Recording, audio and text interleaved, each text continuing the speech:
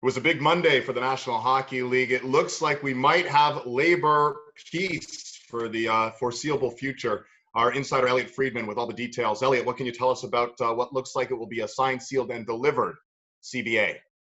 David, first of all, there has to be a vote. The Board of Governors, I believe, are meeting on Thursday via Zoom to talk about it. The players have to go through it. The full membership gets to vote, and that's going to take a couple of days. I would expect that's going to happen probably Wednesday through Friday, and we'll see. But I would expect it's going to get ratified. And the best news for people who really care about hockey is pretty simple. It's that they're going to have labor peace for 6 years, and they need it. This is not the time for uncertainty. Obviously, we're in a pandemic. There's severe financial damage, just like every industry and everybody is going through. And the last thing you could do when you're bringing a new franchise into the league and you're trying to get a new US TV deal is have the uncertainty and pick up your business, is have the uncertainty of labor strife. And, I think there's going to be people who say, oh, I wish we could have gotten more of this, or I wish we could have gotten more of that. I think that's always the case with any particular CBA. But if this hadn't got done, David, I think you're looking next year at salary caps around $65 million. I think you're looking at escrow for players somewhere between 45 and 70%. And then you head into, okay, now we've got to get another CBA done out of a pandemic. And I just think a lot of people looked into that abyss and didn't like what they saw. And they said the better thing to do is get a deal done. And I don't know anybody who would disagree. I like it. We like it. I mean, labor rest is nice. We want to have that. Give us some specifics of this yet to be finalized CBA. Well, I think some of the key things that everybody has to realize here is that, as you said, 6 years. I think one thing that fans really care about is Olympic participation. If they could make a deal with the IOC, they'll be at the 2022 and 2026 Olympics, whatever those look like. So that's, fans love that, players love that. The salary cap is going to be a big thing. It's going to be 81.5 next year, and it's going to stay 81.5 until revenues surpass $4.8 billion. And this was a $5 billion industry before the pandemic hit. So that's what we have to get back to for the cap to move up. And, I think that you're going to see some changes that fans are really going to be interested in. Things like, for example, you can't use conditional picks on trades anymore that are based on a player re-signing. Like, for example, Taylor Hall traded from New Jersey to Arizona. There's a third-round pick in there that can go higher if he re-signs with the Coyotes. That can't happen anymore. For players, escrow gets capped. It can go from 20 down to 6 as part of this deal. That's a big deal for them. Those are probably the blood and guts things of the particular CBA.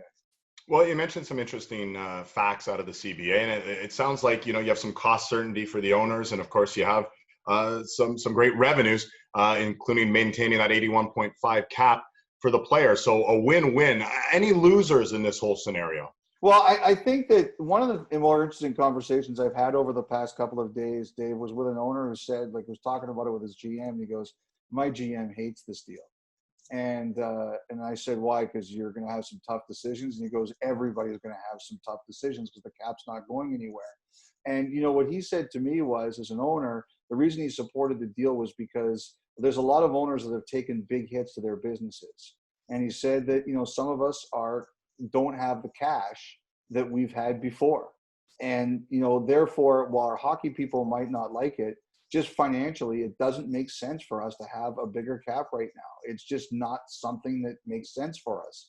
So I think if you're a team like, say, Toronto or the Rangers or Vancouver that has some difficult decisions to make, those changes have become even more difficult for you now, those choices. And I think the other thing, too, is like players who are unrestricted free agents, whether guys who are going to be UFAs now or guys who were a year or two away, really top-line guys, it's going to be a tighter squeeze. And, the thing is, how many teams are going to have cap room to chase the big guys? And the other thing this owner said to me, David, was, will there be owners who have cap room but say, you know what, I don't have the cash to spend right now. Mm-hmm. So I think the big winner out of this could be Seattle.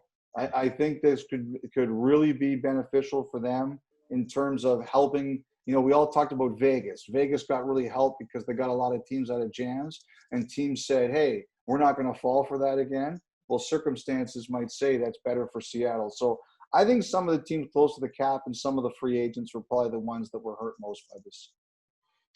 So a lot of good news, and some uncertainty maybe for some of those pending free agents. I'll leave you with this. Make us a firm deal here. Promise me when this CBA is ratified, you will shave the thing, the thing. No, it's not when the CBA is Oh, ratified. It's when we return to play. And David, I want, like, I'm announcing this on the air right now. Okay. okay. I was thinking today, I want to negotiate with our bosses, Rob Corte, Brian Spear, and Eddie Hall, that I want to do at least one broadcast with this on. Like, I was thinking I was going to shave it for puck drop. Now I want to do a broadcast with it on. And being three incredibly rational and fun-loving guys, I'm sure they'll have no problem with it. Listen, Elliotte, we have a global pandemic. I think I have scurvy just from interviewing you with that thing on your face. We're getting rid of that thing before we go on there for real when the resumption will play. Stay safe. Great stuff as always. Our insider Elliotte Friedman. We'll see again, of course, when this is signed, sealed, and officially delivered. Hopefully in the next few days. Thanks, Elliotte.